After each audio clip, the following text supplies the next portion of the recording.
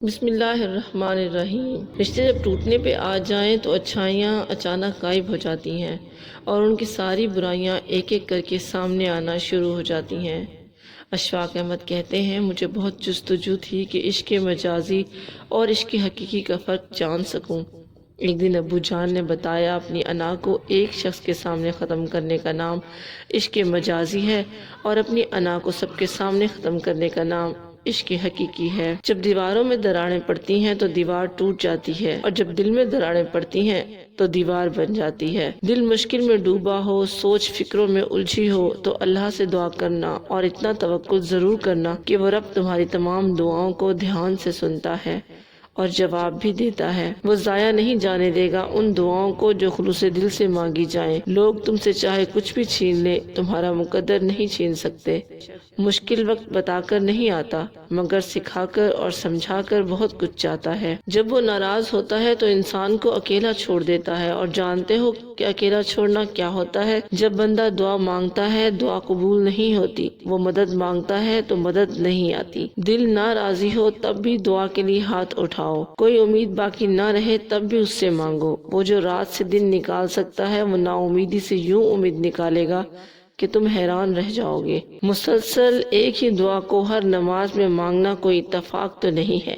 یقین رکھو، اگر اللہ دل سے دعا کا خیال نہیں نکال رہا تو پھر اس دعا کا پورا ہونا تمہارے نصیب میں لکھا جا چکا ہے۔ دعاؤں کا مسلسل تمہارے لبوں کی تسبیح بن جانا اللہ کی طرف سے تمہارے لیے قبولیت کا ایک اشارہ ہے، اور دعائیں مانگتے رہو، اسے اپنے بندے کے اٹھے ہوئے ہاتھ کی لاج رکھنا آتی ہے۔ کیا پتہ تمہارے اس صبر کے بدلے اللہ نے تمہارے لیے وہی کچھ مقرر کیا ہو۔ کیا پتہ تمہارے اس صبر کے بدلے اللہ نے تمہارے لیے وہی کچھ مقرر کیا ہو۔ کیا پتہ تمہارے اس صبر کے بدلے اللہ نے تمہارے لیے وہی کچھ مقرر کیا ہو جو تم اس سے بار بار مانگتے نہیں تھکتے، جس کے لیے بار بار اللہ کو مناتے ہوئے تمہارے لب نہیں تھکتے۔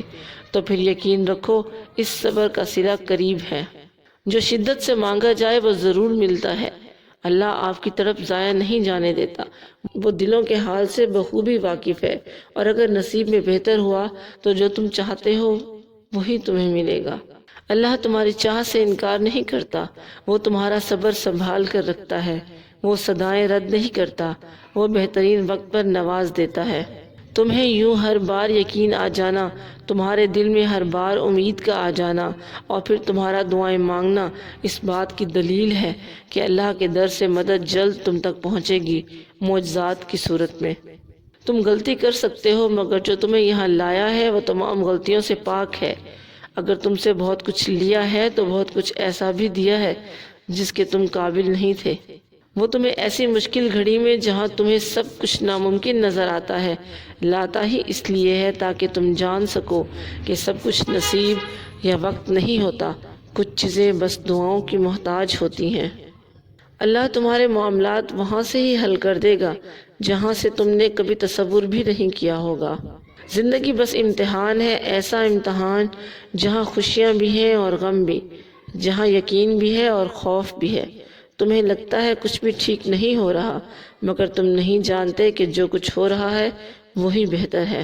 اگر چاہتے ہو تمہاری سب دعائیں قبول ہوں تو تہجد پڑھا کرو اور اللہ سے اپنے دل کی ہر بات کیا کرو، اس وقت اللہ ہمارے بہت قریب ہوتا ہے۔ تمہیں وہ سب ملے گا جس کے ملنے کا تم سوچ بھی نہیں سکتے۔ تمہارا اتنا طویل سفر طے کر کے یہاں تک آنا اور صبر کرنا بے مقصد نہیں ہے۔ تمہیں اس کا صلہ ضرور ملے گا، اور یوں ملے گا کہ تم راضی ہو جاؤ گے۔ جس کا کوئی خیال نہیں کرتا اس کا اللہ خیال رکھتا ہے، اور اس کی آغوش سے بہترین اور محفوظ جگہ تو کوئی بھی نہیں۔ زندگی کو اپنے مطابق بنانے کی کوشش کرنے والے احمق ہوتے ہیں۔ تم اللہ کے مطابق جینا سیکھ جاؤ، پھر وہ تمہارے مطابق زندگی کو بنا دے گا۔ تمہارا یقین ہی تمہیں زندہ رکھتا ہے، اور جب ساری امیدیں اللہ سے وابستہ کر لی جائیں تو ہار جانے کا ڈر کیسا؟ جو جنگ اللہ کے ساتھ مل کر لڑی جاتی ہے اس میں شکست کبھی نہیں ہوتی۔ فرمان الہی ہے، اور تمہارے رب نے فرمایا ہے، مجھ سے دعا مانگا کرو، میں تمہاری دعا قبول کروں گا۔ رسول پاک صلی اللہ علیہ وآلہ وسلم کا ارشاد گرامی ہے، دعا ہی عبادت ہے۔ جو اللہ سے نہیں مانگتا اللہ اس سے ناخوش ہوتا ہے۔ تمہارا رب بڑا ہی حیا و کرم والا ہے، جب کوئی بندہ دونوں ہاتھ اٹھا کر دعا کرتا ہے اور مانگتا ہے تو اس کو خالی ہاتھ واپس کرتے ہوئے شرم آتی ہے۔ جو اللہ سے سوال کرتا ہے تو اس کو اللہ ان 3 چیزوں میں سے ایک ضرور عنایت کرتا ہے۔ اس چیز کو عطا فرماتا ہے جو وہ مانگتا ہے، یا اس سے بہتر چیز عطا کرتا ہے، یا اس کے ذریعے سے کوئی آنے والی مصیبت دور کر دیتا ہے، یا اس کے لیے دعا آخرت میں ذخیرہ کر دی جاتی ہے۔ جو دعا کرنا سیکھ جاتے ہیں وہ محنت کرنا بھی جان جاتے ہیں۔ پیارے نبی صلی اللہ علیہ وآلہ وسلم کی پیاری دعا: اے اللہ، میں 4 چیزوں سے تجھ سے پناہ مانگتا ہوں۔ ایک، ایسے علم سے جو بے فائدہ ہو۔ دوسرا، ایسے دل سے جو تجھ سے ڈرتا نہ ہو۔ تیسرا، ایسے پیٹ سے جو بھرتا نہ ہو۔ اور چوتھا، ایسی دعا سے جو قبول نہ ہو۔ اگر ہماری ویڈیو پسند آئی ہے تو ویڈیو کو لائک کریں، شیئر کریں اور ہمارے چینل کو سبسکرائب کریں۔ شکریہ۔